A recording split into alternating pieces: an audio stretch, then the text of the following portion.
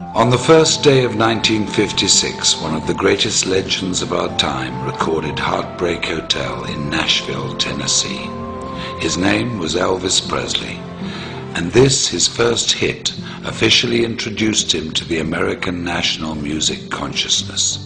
The song was inspired by a young man who died an untimely death and evoked the last words, "I walk a lonely street." It was a song that would serve as the definition of a generation of music unlike anything the world has ever seen since. On that day, something else had taken place, perhaps not so momentous at the time, but that would prove to also define a generation, not of music, but of changing people's lives, and who would also die an untimely death as fate would have it. On January the 1st, 1956, in a gritty little neighborhood tucked away in South Los Angeles called La Mirada, Mark Hughes was born. His life was fairly unremarkable. Born to Joanne Hughes and raised by her and Stuart Hartman, whom she married, Mark was probably reared much like many of us. Mind your manners, be responsible, keep your elbows off the table, make good choices. He was skinny and good-looking, polite and friendly, and very protective of his two younger brothers.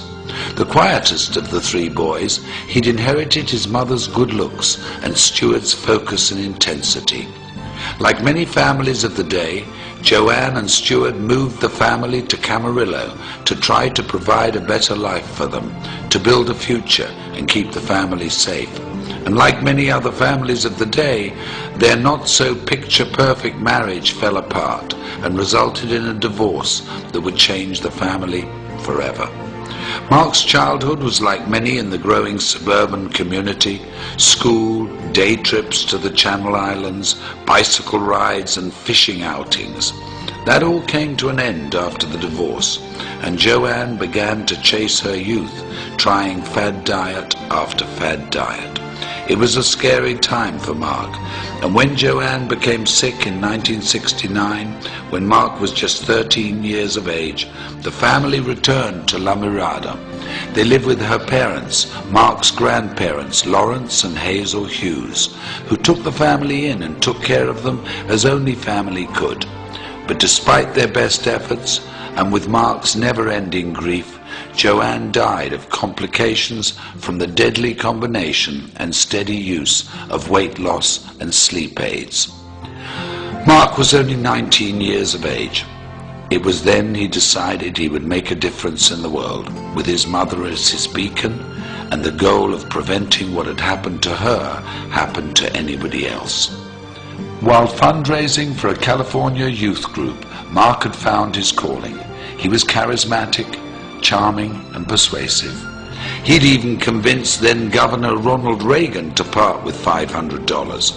And with the taste of success in his mouth, the goal of changing lives through better health as his objective, the idea of personal financial freedom, and the memory of his mother in his heart, Mark Hughes entered the world of direct selling and network marketing. In 1976, Mark began selling Slender Now diet products, quickly becoming one of their top 100 earners. When the company collapsed in 1979, he sold exercise equipment and weight control products for Golden Youth, another direct sales organization. And when Golden Youth also failed, Mark decided to start his own company. Intrigued by the Eastern philosophy of herbal medicine, combined with the vitamin and mineral technology of the West, he co-developed a line of products that promised a bold 100% satisfaction guaranteed or your money back.